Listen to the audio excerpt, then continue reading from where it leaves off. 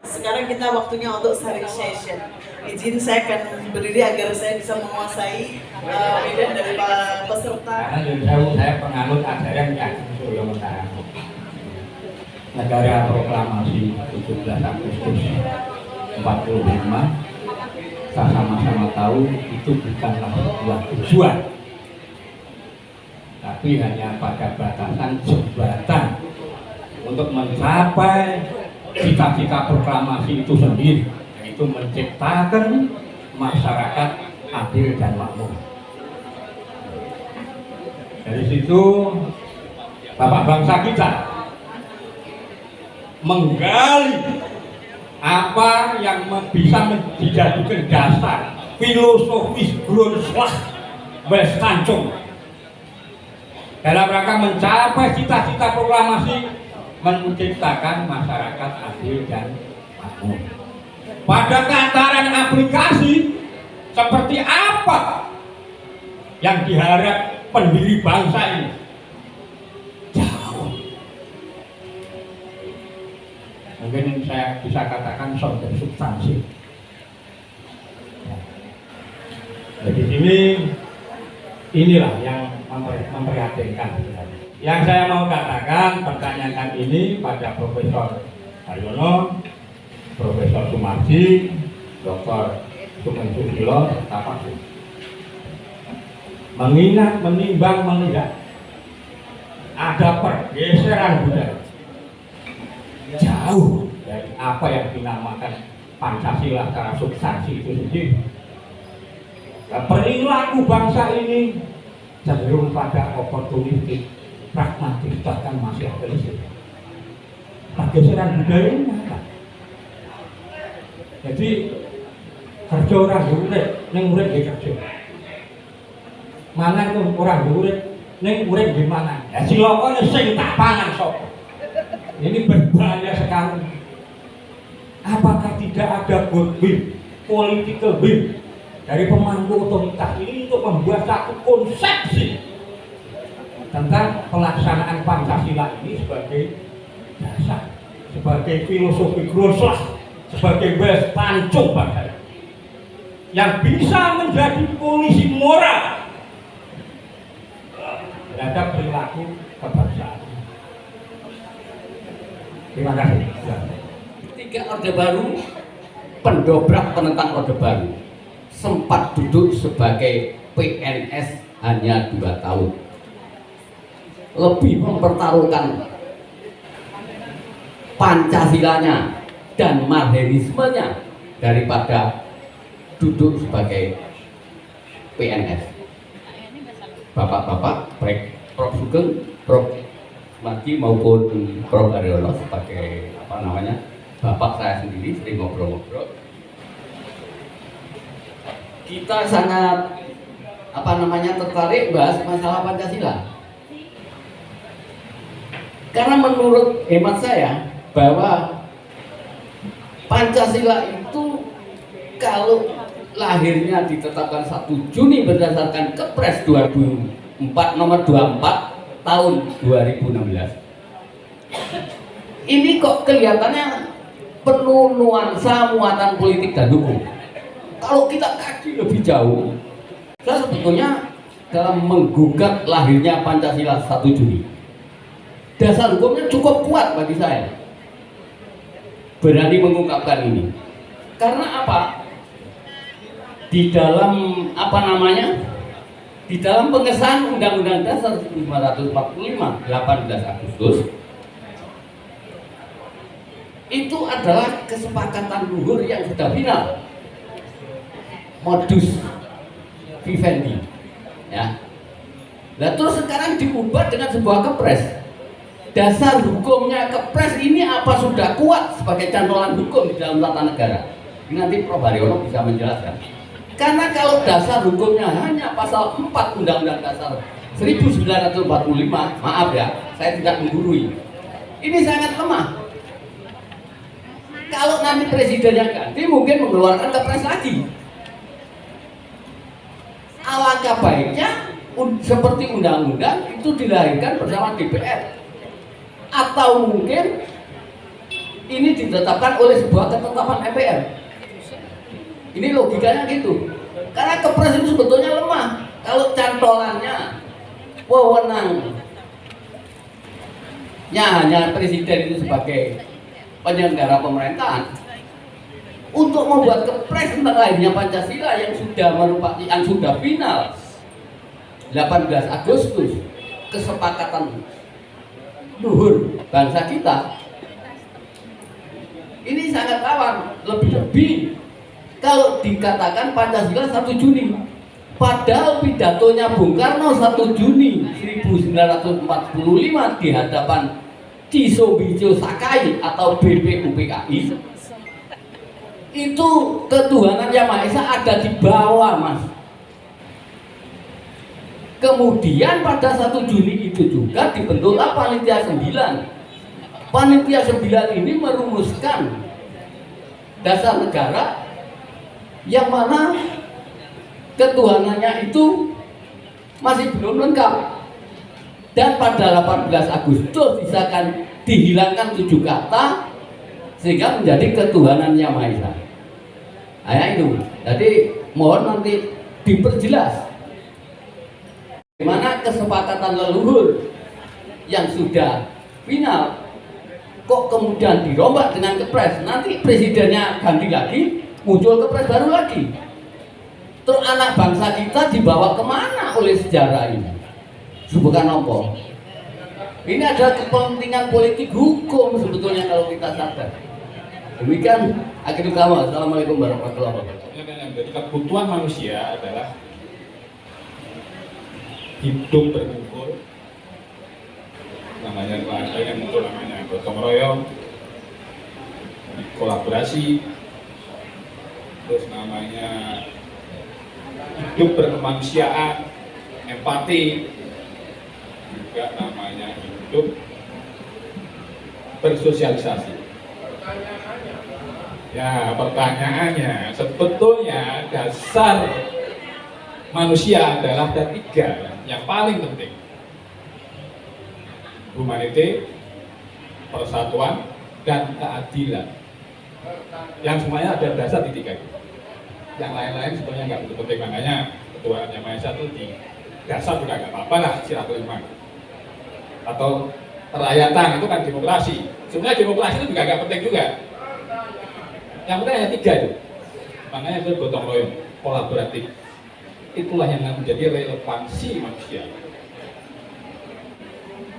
Itu yang menjadi namanya filosofi hidup manusia. Itu sangat filosofis. Dulu namanya para ideolog bangsa menggali dasar-dasar negara melalui namanya Declaration of Liberty, kebebasan orang-orang Barat, Declaration of Independence. Makanya itu diadopsi oleh para ideolog dulu, para filosofi, oleh Bung Karno, oleh Muhammad Yamin, oleh namanya filosofi Prancis, filosofi Amerika. Sebetulnya sila-sila itu juga bagian dari ideologi itu mengadopsi filosofi universal.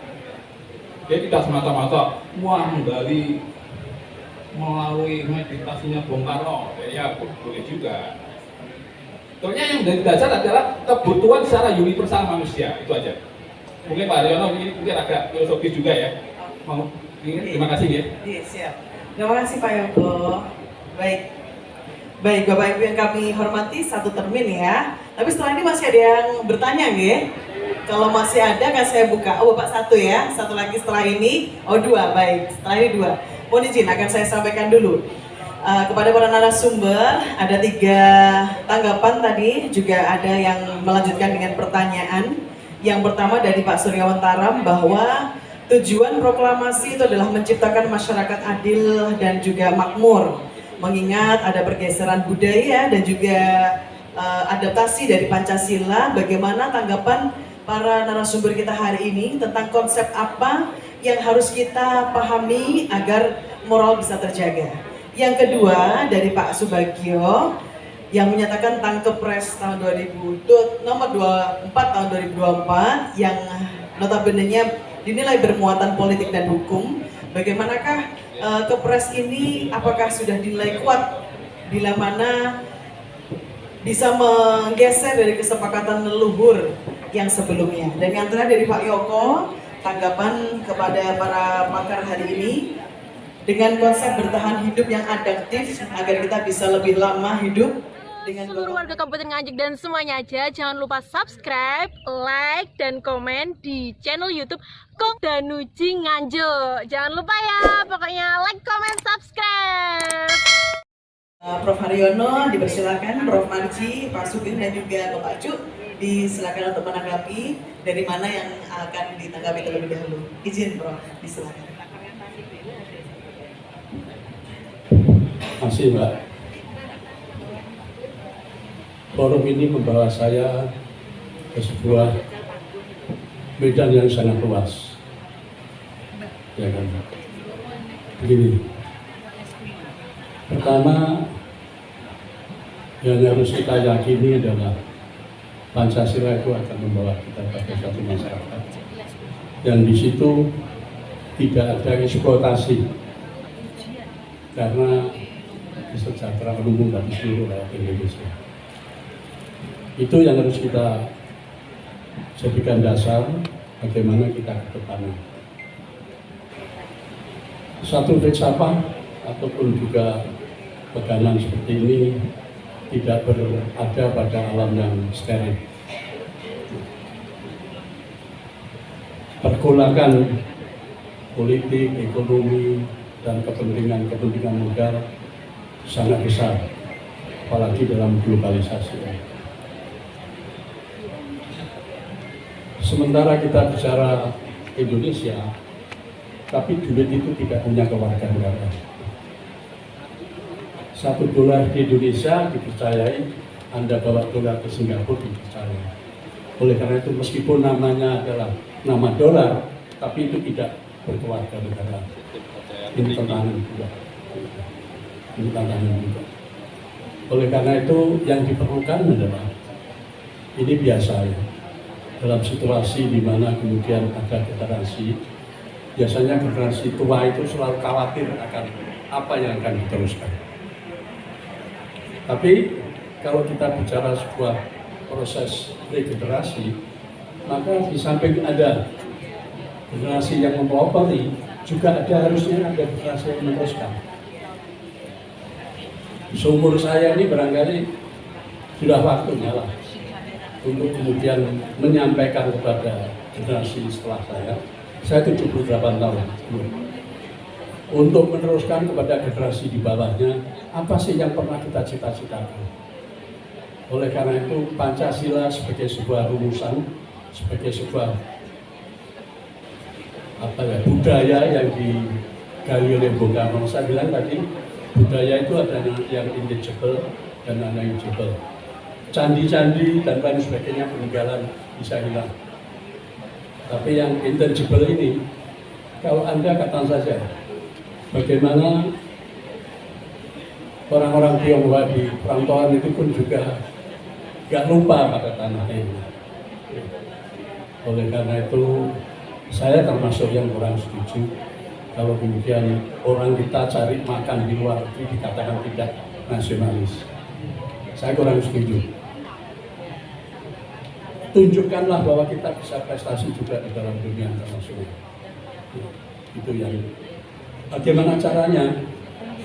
Pandai-pandailah generasi yang setelah saya ini, bagaimana kemudian bisa mencapai apa yang diinginkan oleh pembukaan Undang-Undang Dasar 45. Ini Pak Bagio tadi ya, kepres, gimana kepres? Itu soal legalisasi ya. Karena dalam perubahan Undang-Undang Dasar yang terakhir dikatakan, Indonesia itu Undang-Undang Dasarnya bisa berubah. Kecuali apa? Kecuali pembukaan dan negara kesatuan.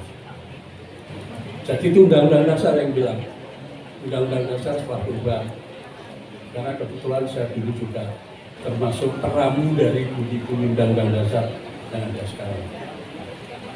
Ya ini ada yang mengatakan kan bukan asli. Masalah bukan asli dan tidak asli. Yang asli di mana? Kalau kita bicara sekarang yang asli, yang palsu, jadi isu internasional. Mas ya, sama Pak Adio, kita diskusi intensif aja soal ini. Jangan pada forum yang terlalu luas ini. Saya tantang untuk, bukan tantang, kita ajak saya aja untuk kita diskusi bersama, menyelesaikan persoalan-persoalan. Yang intinya adalah persoalan yang berkaitan dengan bagaimana kita bermuasabah. Tadi saya sebutkan bahwa Indonesia dengan Bung Karno sudah menyumbangkan budaya intangible yang namanya Pancasila. Dia tidak kepada individualis, dia tidak kepada komunisme, tapi dia adalah berkaitan dengan perjalanan hidup manusia. Tadi jelaskan juga, lahir kita bertuhan, setelah bertuhan bahwa kita harus baik sesama manusia. Dalam kebaikan itu akan tercipta persatuan Indonesia. Bagaimana persatuan itu kemudian bisa menjadi satu dua dan memang mempersatukan kita kalau kita bermusyawarah. Insya Allah tempat itu kita perlu mencapai kesejahteraan sosial bagi seluruh rakyat Indonesia. Bisa. Ini menurut saya sebagai satu falsafah yang kemudian diwariskan bukan saja untuk Indonesia tapi untuk dunia. Bagaimana dunia ini bisa diselamatkan dengan keyakinan kita. Ini yang saya maksudkan. Tapi yang dua hal tadi nanti kita diskusi. Juga ada kapan saja. Saya juga cari teman untuk ngomong gitu lah. Yang pertama tadi apa saya sampai lupa. Yang pertama tadi konsep apa yang harus kita pahami Bapak agar moral itu terjaga. Ya, jadi ini. Bapak sekalian, ada pepatah Tiongkok. Berapapun biaya yang disediakan itu tidak cukup. Apa itu? Perang dan pendidikan. Kalau mau perang, kalau sudah perang, biaya berapapun nggak cukup. Kalau kita bicara pendidikan, kapanpun juga nggak cukup biaya pendidikan. Oleh karena itu, pada perubahan Undang-Undang Dasar, kenapa muncul angka 20% untuk pendidikan itu? Ya kan? Minimal 20%. Karena yang kita lihat dulu adalah kita itu kurang paham tentang kemajuan. Dan kemudian daripada itu membentuk satu masyarakat yang itu ada di situ semua. Bagaimana kita harus mendukung pendidikan ini semaksimal mungkin. Oleh karena itu untuk Bapak Guru, kemudian juga orang tua, terutama murid-murid, bebannya ada bapak sekalian untuk persoalan pendidikan. Jangan diganggu persoalan pendidikan. Guru yang mengajar, jangan guru bukan mengisi formulir. Saya termasuk salah satu yang kemudian merasa kehilangan pada saat IKIP itu dijadikan universitas. Di smart di situ, pandai-pandailah di situ untuk menghadapi persoalan-persoalan yang berkaitan dan keadaan sekarang. Bagaimana caranya open mind, buka pikiran ini, kita sharing bersama. Jangan hanya ada persoalan-persoalan kecil lalu kita nggak mau taruh satu sama lain. Kita harus open mind. Karena dengan open mind itu kita bisa buka pikiran. Mungkin kebenaran yang saya temukan tidak benar-benar orang lain bisa komentar, pengamal, kepercayaan. Pada titik akhir sebenarnya Pancasila lahir untuk kita menjadi adil dan makmur. Dalam perjalanan ada pergeseran budaya Pancasila. Adil makmurnya nggak tercapai.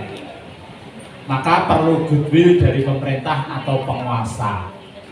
Kata kuncinya lagi, hilangkan KKN.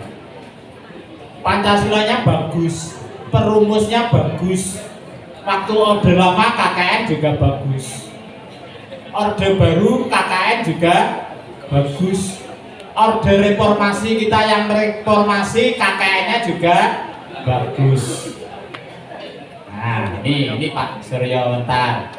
Berikutnya dari Pak Subagio. Apa yang disampaikan Bapak betul. Perpres, ini ada ahli hukum Prof. Haryono. Saya dampingi Prof. Mahfud, juga gede-gede.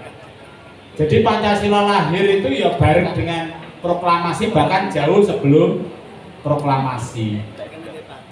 Apa yang disebut Prof. Haryono, perpres nanti kalau nggak dikuatkan bla bla bla, ganti presiden, ganti perpres. Nah ini jadi renungan kita.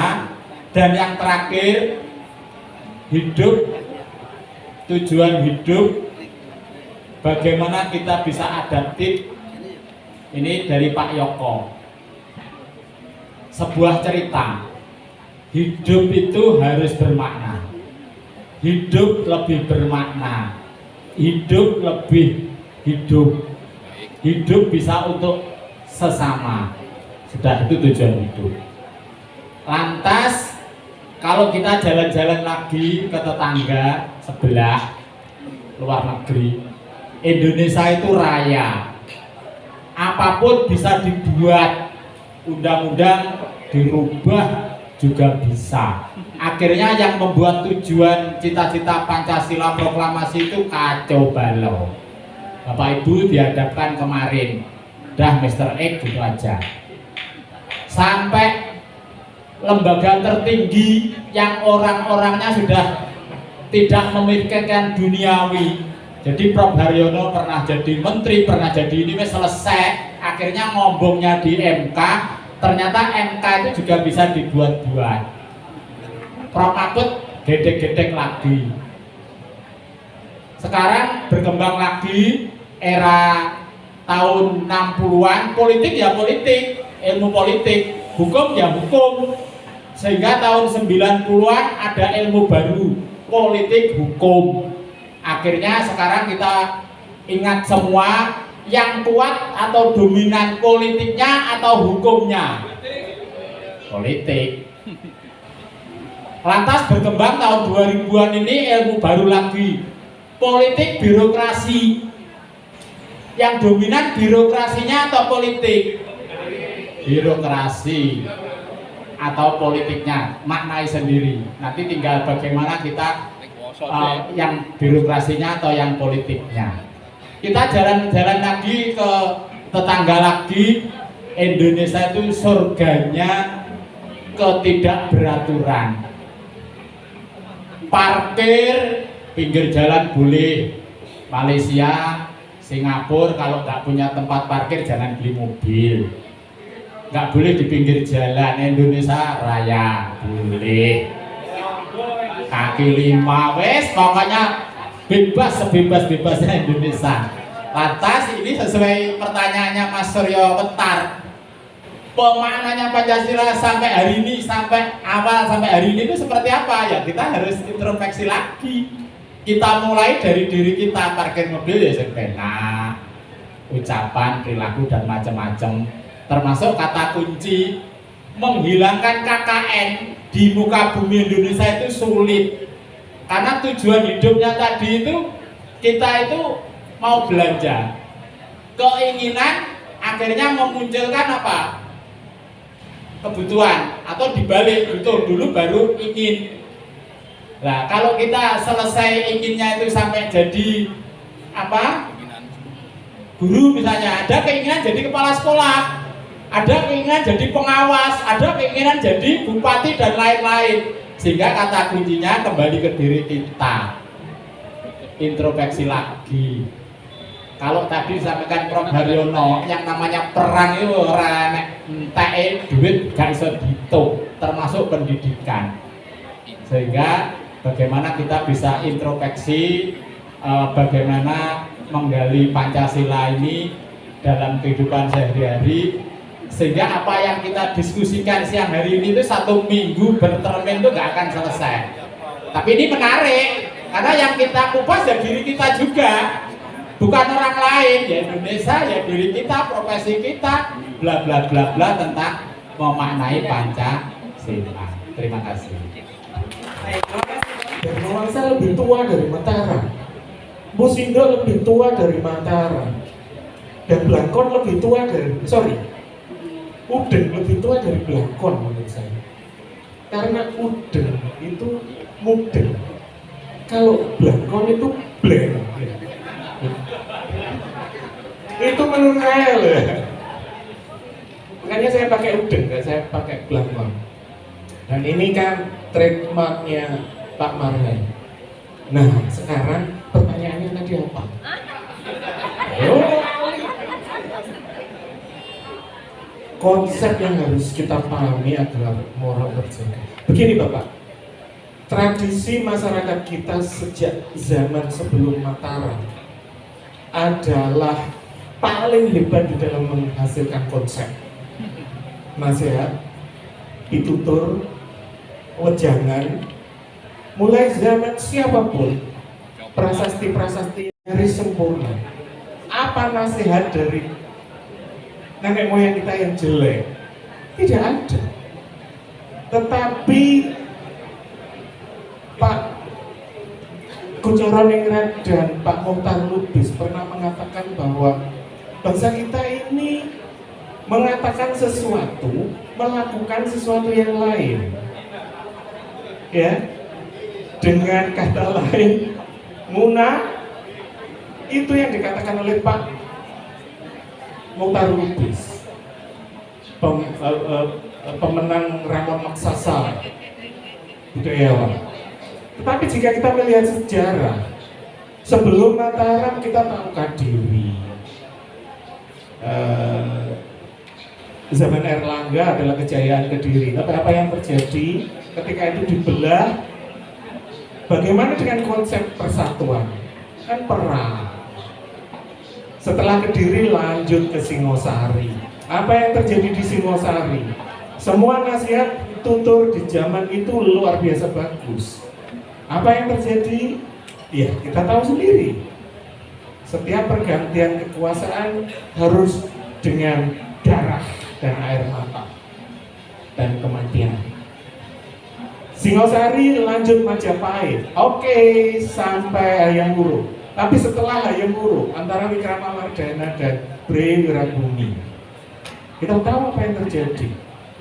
Bre Wirabumi dibunuh oleh Wikramawardhana, istrinya dinikahi, anaknya dijadikan ratu.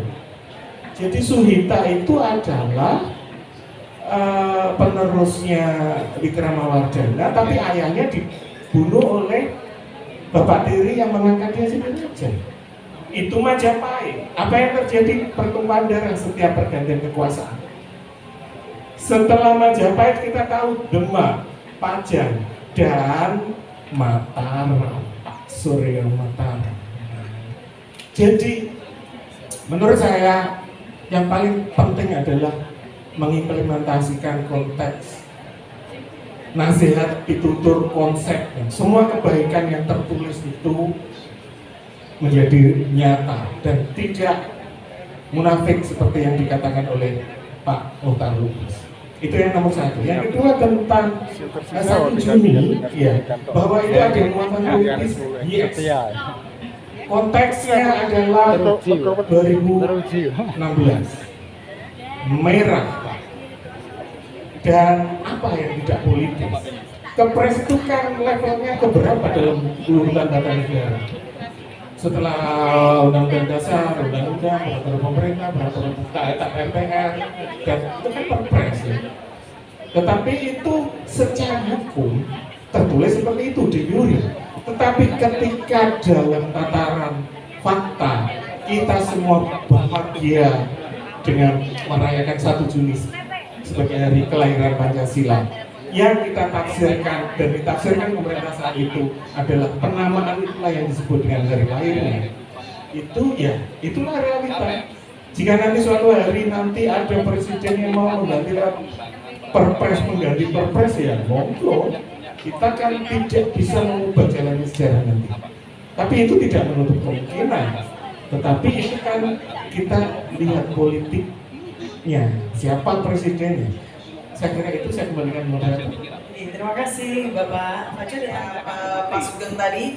serta sampai dengan Pancasila yang hari ini akan semakin berada dalam jiwa kita tiap hari dilaksanakan agar kita bisa menjadi manusia bergotong royong menuju kesejahteraan Indonesia Raya. Baik Bapak Ibu yang kami hormati, segenap para narasumber kita pada kesempatan pagi sampai dengan siang hari ini, Profesor Haryono, Profesor Sumarji, Pak Dr. Sugeng dan juga Pak Cuwidianto, terima kasih kami sampaikan secara mendalam atas pembahasan kita. Hingga acara paripurna kami sampaikan terima kasih atas kesabaran dan juga kerjasama dari Bapak Ibu para peserta sarasehan Hari Lahir Pancasila dan bulan Bung Karno ini. Baik, kita pegikan sekali lagi kemerdekaan kita ya. Baik, kalau setelah Pancasila tadi harus berdiri, nanti saya sampaikan di akhir. Merdeka! Merdeka! Merdeka! Merdeka! Nganjuk! Baik, saya Indra Nauri dari Universitas PGRI Pusat, mohon undur diri. Mohon maaf bila mana ada salah tutur kata yang kurang berkenan. Akhir kata, Assalamualaikum warahmatullahi wabarakatuh.